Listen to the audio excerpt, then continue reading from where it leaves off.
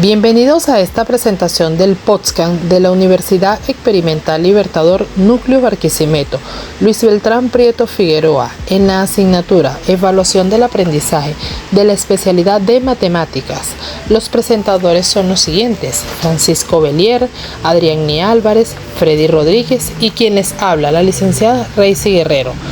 En esta oportunidad exploraremos las diferentes investigaciones, herramientas, modelos de evaluaciones que han transcurrido desde el año 1967 hasta el año 2000.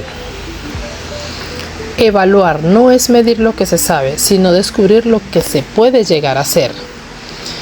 Este tiempo no solo está marcado por teorías innovadoras, sino también por cambios significativos en la práctica evaluativa. Acompáñenos en este recorrido en el que tocaremos temas como el análisis y la toma de decisiones, las contribuciones de Michael Scriban, el papel del evaluador como juez experto, el desarrollo de modelos evaluativos en la década de 1970, la evaluación centrada en el cliente y finalmente el aporte a la taxonomía de Bloom. Damos inicio al segmento 1 con el análisis y la toma de decisiones. Durante este periodo se comenzó a entender que la evaluación no era solo un proceso de medición, sino un sistema complejo que requería una reflexión crítica. La generación del juicio se refiere a la capacidad de integrar información de diversas fuentes para tomar decisiones informadas sobre el aprendizaje y la enseñanza. Esta visión analítica permitió a los educadores evaluar no solo lo que los estudiantes aprendían, sino también cómo y por qué aprendían de esa manera. Se empezaron a implementar herramientas y técnicas que fomentaban una comprensión más profunda del rendimiento estudiantil, y esto sentó las bases para una evaluación más formativa que pudiera guiar el proceso de la enseñanza. Ahora pasemos a la notable contribución de Michael Scriban, quien en el año 1967 trajo a colación la distinción crucial entre la evaluación formativa y sumativa, donde la evaluación formativa tiene lugar durante el proceso de enseñanza, con el objetivo de mejorar la instrucción y el aprendizaje en tiempo real.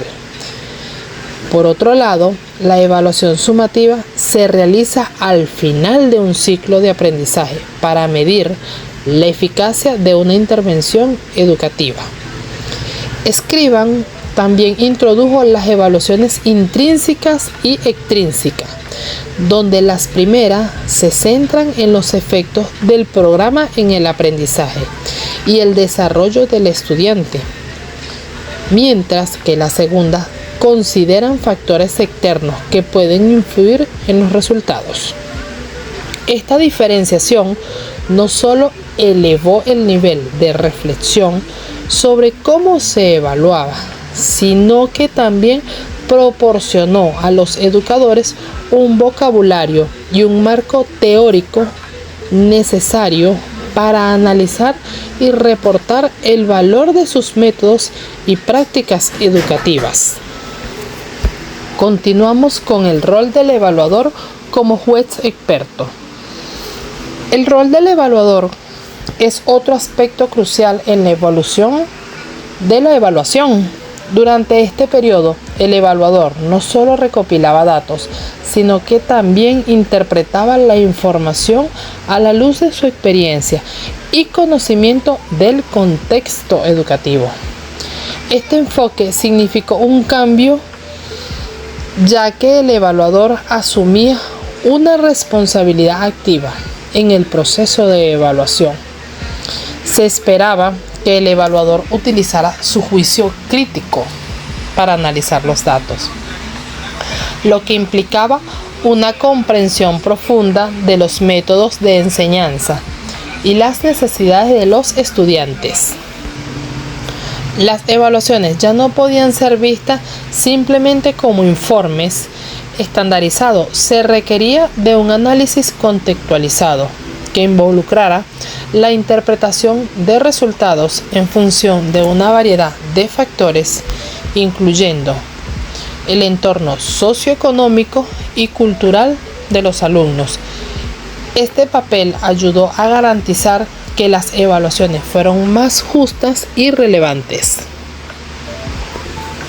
Ya acá estamos entrando en los años de 1970, donde se desarrollaron y popularizaron modelos de evaluación que enfatizaban la importancia del juicio profesional.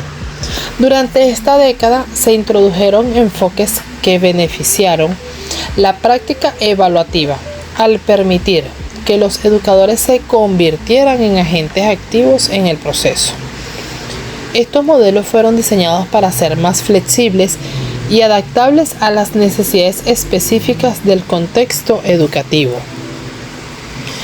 Este enfoque promovió la idea de que el evaluador, al ser un experto en su campo, debía involucrarse en la construcción de criterios, en el desarrollo de herramientas de evaluación que reflejaran mejor los objetivos del aprendizaje. Se empezó a poner mayor énfasis en la validación y en la confiabilidad de los métodos de evaluación, lo que llevó a una mejora continua en la práctica educativa. Seguimos con la idea de una evaluación centrada en el cliente. La misma emergió con fuerza en esta década. Se enfatizó en la necesidad de involucrar a los estudiantes y a otras partes interesadas en el proceso de evaluación. Este cambio de paradigma se basa en la premisa de que las evaluaciones deben ser relevantes y útiles para todos los involucrados en el proceso educativo. Involucrar las perspectivas de los alumnos, padres y comunidad permitió que las evaluaciones fueran más integrales e inclusivas. Dicho enfoque fomentó una cultura de colaboración y diálogo, donde todas las voces eran escuchadas y valoradas, lo que a su vez contribuyó a la mejora de los procesos educativos. La evaluación dejó de ser un simple instrumento de control para convertirse en un medio de retroalimentación que beneficiaba a toda la comunidad educativa. Finalmente, no podemos pasar por alto el aporte de la taxonomía de Bloom, presentada en el año 1972. Este trabajo monumental ofreció un marco estructurado para clasificar objetivos educativos y evaluar el aprendizaje en múltiples niveles de complejidad. La taxonomía de Bloom ayudó a los educadores a formular preguntas y objetivos, diferenciando entre habilidades cognitivas de orden inferior y de orden superior. Esta taxonomía no solo facilitó la planificación de la instrucción, sino que también proporcionó una base sólida para la evaluación. A su vez, ayudó a los educadores a entender que hay múltiples formas de medir el aprendizaje y que estas medidas deben alinearse con los objetivos de aprendizajes formulados. En conclusión, se puede decir que el periodo desde el año 1967 al año 1977 marcó un punto de inflexión en la evaluación educativa, donde el enfoque en el análisis y la toma de decisiones hasta la diferenciación entre las evaluaciones formativas y sumativas, hemos visto cómo los educadores empezaron a adoptar roles más activos y reflexivos en el proceso evaluativo. La evolución de la evaluación a través de las décadas demuestra la importancia de integrar enfoques basados en el juicio profesional y la participación de partes interesadas, tal como lo indican las contribuciones de Benjamin Bloom y Michael Scriban. En este sentido, un aporte personal podría ser el reconocimiento de que la evaluación no solo debe ser vista solamente como un proceso de medición, sino como una oportunidad para el aprendizaje y la mejora continua, que incluya involucrar a los estudiantes en su propia evaluación. Conforme este enfoque centrado en el cliente puede potenciar su compromiso y motivación, transformando la evaluación en una herramienta constructiva en lugar de punitiva. Esto no solo enriquece el proceso educativo, sino que también fomenta un entorno de aprendizaje más colaborativo y efectivo. Gracias por acompañarnos en este episodio. No olvides suscribirte y compartir tus pensamientos. Hasta la próxima. Evaluación del aprendizaje en Venezuela durante el periodo de 1978 a 1987 estuvo marcada por varios cambios y enfoques que reflejaron las tendencias educativas de la época, así como las políticas gubernamentales y las influencias internacionales. Y también digamos que se desarrollaron ciertas teorías y enfoques respecto a esto. Acá tenemos algunos aspectos claves de la evaluación del aprendizaje durante este periodo. Para el año de 1978-1980, conocido como Reforma Educativa. Acá la Ley Orgánica de Educación de 1970, aunque fue promulgada en ese año, sus efectos se sintieron durante los años siguientes. La ley promovió una educación integral y buscó mejorar la calidad educativa, lo que incluyó un enfoque más sistemático en la evaluación de aprendizaje. Se comenzó a enfatizar la evaluación cualitativa sobre la cuantitativa, buscando entender el proceso de aprendizaje más allá de los resultados numéricos. Es decir, la evaluación comenzó a centrarse más en el desarrollo de competencias y habilidades prácticas en lugar de solo memorizar contenido, y se promovió una mayor participación de las comunidades en el progreso educativo. Tenemos el constructivismo como teoría base durante este periodo. Aunque tiene raíces anteriores, durante este periodo se consolidó como una teoría importante en la educación, y autores como Jean Piaget y Vygotsky influyeron en su desarrollo. Esta teoría sostiene que el aprendizaje es un progreso activo donde los estudiantes construyen su propio conocimiento a través de experiencias y reflexiones. Acá se enfatiza la importancia del contexto social y cultural en el aprendizaje. Y para este mismo año de 1978 surge una teoría conocida como teoría del aprendizaje significativo propuesto por David Ausubel, que propuso que el aprendizaje es más efectivo cuando los nuevos conocimientos se relacionan de manera significativa con lo que ya sabe el estudiante. La organización del conocimiento previo es crucial para facilitar este tipo de aprendizaje. Entonces, para 1978 se implementa el Plan Nacional de Educación, que busca modernizar el sistema educativo. La evaluación se centra en métodos más formativos, buscando no solo medir el rendimiento académico, sino también el desarrollo integral del estudiante. Y para 1979 se promueve la evaluación continua como parte del proceso educativo, enfatizando la importancia de observar el progreso del alumno a lo largo del tiempo. Y para el año de 1980, digamos que se implementó o agarró como fuerza la teoría sociocultural de Vygotsky. Su idea sobre la medición social y la zona de desarrollo próximo ganaron prominencia durante este periodo, ya que esta enfatiza cómo las interacciones sociales y culturales influyen en el desarrollo cognitivo. Para el año de 1981-1983, conocido como desarrollo curricular o nuevos enfoques curriculares. Durante este tiempo se implementaron nuevos currículos que incluían objetivos claros y específicos para cada nivel educativo. Esto llevó a una revisión de los métodos de evaluación para alinearlos con los nuevos objetivos educativos. Hubo una evaluación formativa que esto promovió la idea de que la evaluación debía ser un proceso continuo y formativo, permitiendo a los docentes ajustar sus enseñanzas según las necesidades del alumnado.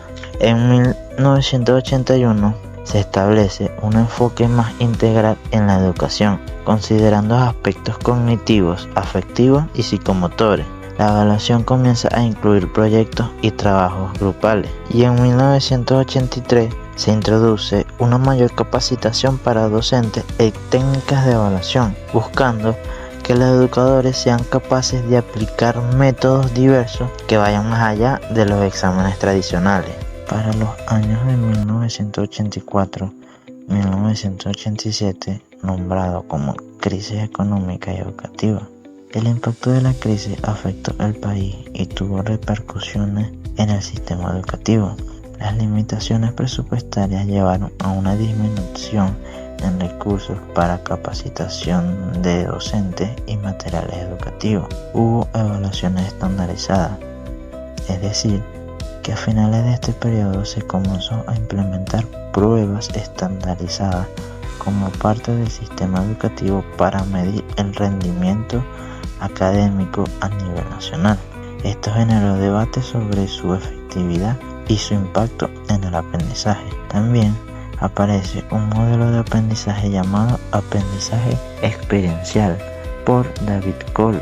Este desarrolla un modelo de aprendizaje basado en la experiencia que incluye 4 etapas: experiencia concreta, observación reflexiva, conceptualización abstracta y experimentación activa. Este enfoque destaca la importancia de aprender a través de la experiencia activa. Para el año de 1985 surgió una teoría conocida como teoría del aprendizaje autónomo, propuesta por Malcolm Conwell. Este introdujo conceptos sobre el aprendizaje autodirigido, esencialmente en contextos adultos. Su enfoque resalta la importancia de que los aprendices asumen responsabilidad por su propio proceso educativo. Entonces, para 1985 se realizan esfuerzos para estandarizar las evaluaciones a nivel nacional, con pruebas diagnósticas para identificar áreas críticas en el aprendizaje. En 1986 se implementaron proyectos pilotos en diversas escuelas para probar nuevas metodologías de evaluación centradas en competencias. Y en 1987 la discusión sobre la calidad educativa se intensifica, llevando a debate sobre cómo medir eficazmente el aprendizaje y qué indicadores utilizar. Para este mismo año hubo un enfoque constructivista social por Barbara Rogoff. Amplió las ideas constructivistas al enfocarse en cómo las prácticas culturales influyen en el aprendizaje y cómo los individuos aprenden a través de interrelaciones sociales dentro de su comunidad. Claro, estas teorías reflejan un cambio hacia una comprensión más compleja del aprendizaje humano, donde se reconoce la interacción entre factores cognitivos, sociales y culturales. Componentes del plan de evaluación durante este periodo, digamos que estuvo regido por evaluaciones diagnósticas. Se implementaron al inicio del ciclo escolar para identificar las necesidades específicas de los estudiantes. Hubo evaluaciones continuas. Estas se fomentaron a lo largo del año escolar para mantener el progreso académico y ajustar las estrategias pedagógicas según fuesen necesarias. Hubo evaluaciones externas. Estas se llevaron a cabo para medir el rendimiento académico a nivel nacional con el fin de establecer estándares y comparaciones entre diferentes instituciones académicas. También parte del plan incluyó programas de formación continua para docentes con un enfoque en nuevas metodologías pedagógicas y técnicas de evaluación. Informe y retroalimentación. Se establecieron mecanismos para proporcionar retroalimentación tanto a estudiantes como padres sobre el rendimiento académico, promoviendo así un ambiente colaborativo entre escuela y hogares. Hay que señalar que la implementación del plan tuvo un impacto significativo en la forma en que se percibía la educación en Venezuela. Sin embargo, también enfrentó desafíos como limitaciones presupuestarias, desigualdades regionales y problemas estructurales dentro del sistema educativo. A pesar de estos desafíos, esto sentó las bases para futuras reformas educativas en el país. Este periodo fue crucial para sentar las bases hacia una educación más inclusiva y orientada al desarrollo integral del país. Es importante señalar que estos cambios fueron influenciados por contextos sociales, políticos y económicos específicos del país durante estos años. En conclusión, podemos decir que el periodo entre 1978 y 1987 fue crucial para el desarrollo de la evaluación de aprendizaje en Venezuela. Las reformas educativas impulsaron un cambio hacia enfoques más integrados y formativos, aunque también enfrentaron desafíos significativos debido a factores económicos y sociales. La transición hacia métodos más estandarizados al final de este periodo refleja una búsqueda por medir el rendimiento académico dentro de un contexto cambiante. Hola, saludos. Continuamos con el tema que anteriormente mis compañeros estaban hablando, pero ahora yo voy a continuar con la evaluación educativa, la historia, pero entre los años 1988 y 1993. Aquí nos vamos a centrar en la generación, en los enfoques y paradigmas que marcaron esa época. ¿Listos? Vamos a comenzar. Tenemos el contexto histórico y social. Para entender los cambios en la evolución, primero hay que situarnos en el contexto histórico de finales de los años 80 y principios de los 90. Aquí podemos ver algo tan importante, que la educación enfrentaba desafíos como la globalización, avances tecnológicos y nuevas demandas sociales. ¿Qué pasaba aquí? Pasaba que los sistemas educativos comenzaron a cuestionar las formas tradicionales de evaluación, buscando así métodos más justos y efectivos y centrados en el aprendizaje del estudiante. Un punto también muy importante, que es la generación y evolución de la evaluación. ¿Qué pasaba aquí? Durante este periodo podemos identificar una generación en la evaluación que busca ir más allá de las simples calificaciones.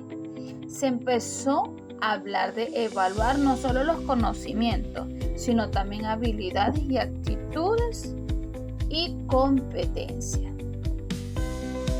Aquí se pasó de una evaluación sumativa que solo calificaba a una evaluación formativa que apoyaba el aprendizaje en proceso. Un punto muy clave, mis queridos oyentes, es que la generación de evaluación en esta época, su mayor énfasis en la evaluación continua y en procesos que fomenten el desarrollo integral del estudiante. Un siguiente punto, tenemos los enfoques predominantes.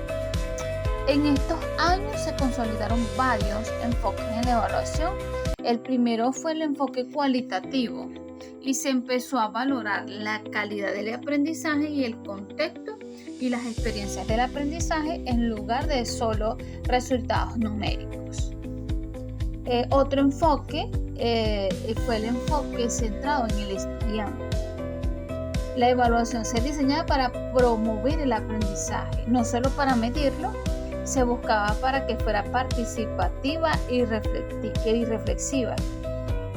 Un enfoque también muy importante fue la evaluación formativa, ya que se convirtió en una herramienta para retroalimentar y mejorar el proceso de enseñanza y aprendizaje. Y el otro enfoque fue el enfoque de la evaluación por competencia. Aunque en sus etapas iniciales comenzó a perfilarse la idea de evaluar habilidades y competencias específicas más allá de conocimientos Y fíjense cómo ha ido evolucionando, que también podemos mencionar o puedo mencionar, chicos, los paradigmas de la evaluación, la cual fue una transición en estos años. El paradigma, fíjese que el primer paradigma tenemos el paradigma conductista, la cual se enfoca en medir respuestas observables y resultados cuantificables. Y también está el paradigma constructivista. Aquí es donde se hace énfasis con el estudiante, que él construye su conocimiento y la evaluación se vuelve una herramienta para entender ese proceso. Bueno, le habla el estudiante Freddy Rodríguez de la especialidad de matemática de la Universidad Pedagógica Experimental Libertador, Núcleo Barquisimeto, Luis Beltrán Prieto Figueroa. En este caso estamos trabajando con la materia Evaluación del Aprendizaje con la profesora Ana. En este caso vamos a hablar sobre enfoques y paradigmas de la evaluación del aprendizaje. En este caso, desde el año 1994 al año 2000. Primero, el contexto educativo.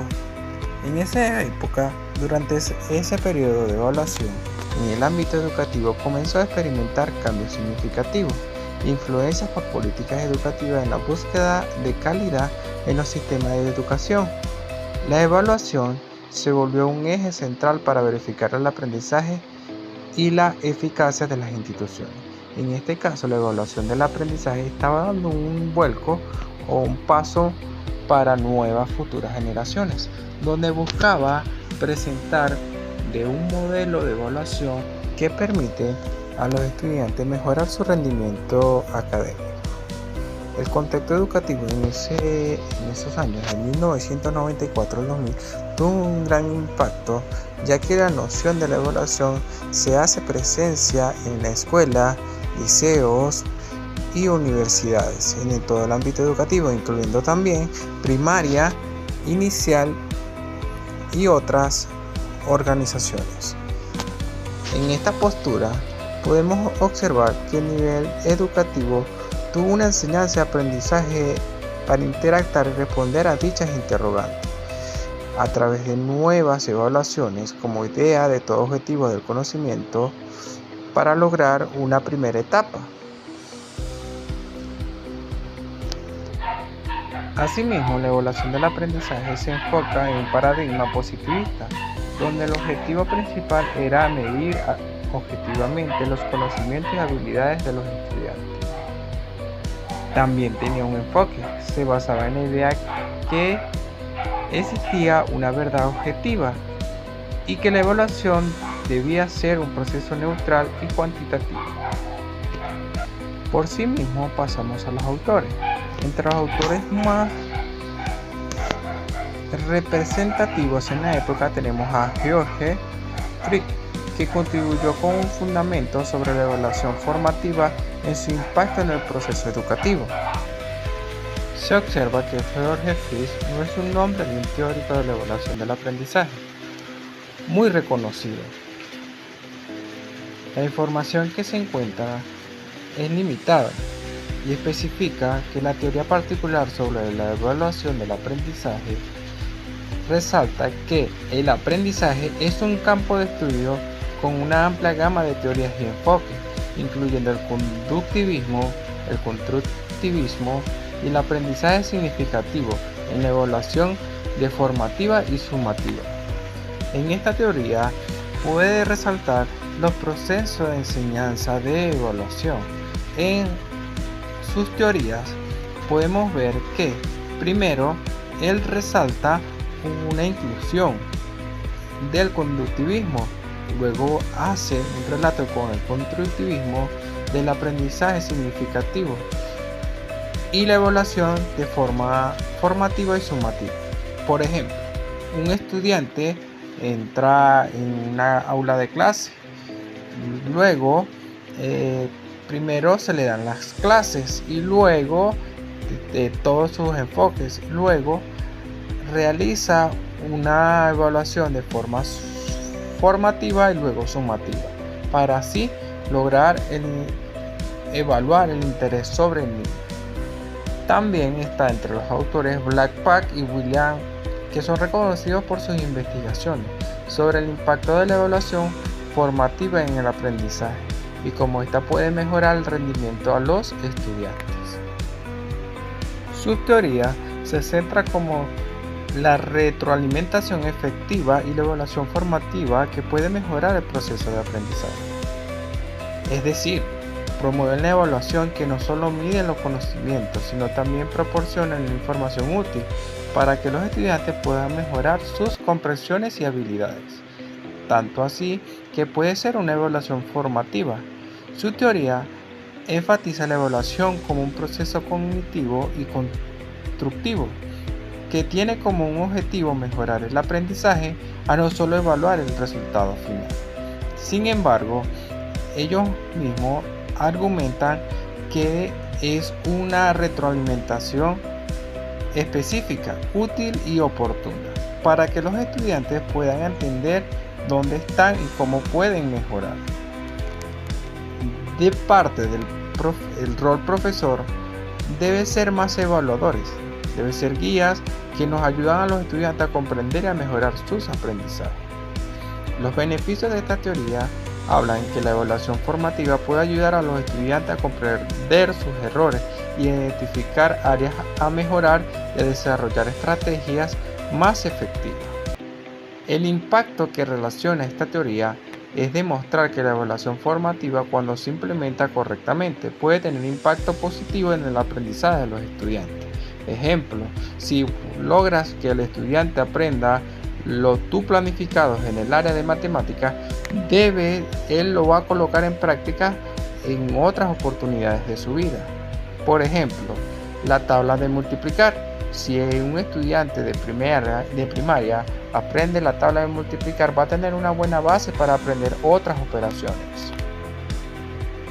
Por otro lado, también hablamos de los enfoques que fueron más resaltantes en esa época. Primero, el enfoque formativo. Se centra en el proceso del aprendizaje proporcionando una retroalimentación continua. Promueve la mejora para los métodos de enseñanza y el desarrollo de habilidades. 2. Enfoque sumativo. Evalúa el resultado al final del aprendizaje, a menudo a través de exámenes. 2. Sirve para certificar el logro objetivo educativo y comparaciones entre instituciones. 3. Enfoques por competencia. Se hace énfasis a desarrollar habilidades y competencias prácticas en los estudiantes. La evaluación se orienta hacia la aplicación del reconocimiento de situaciones reales.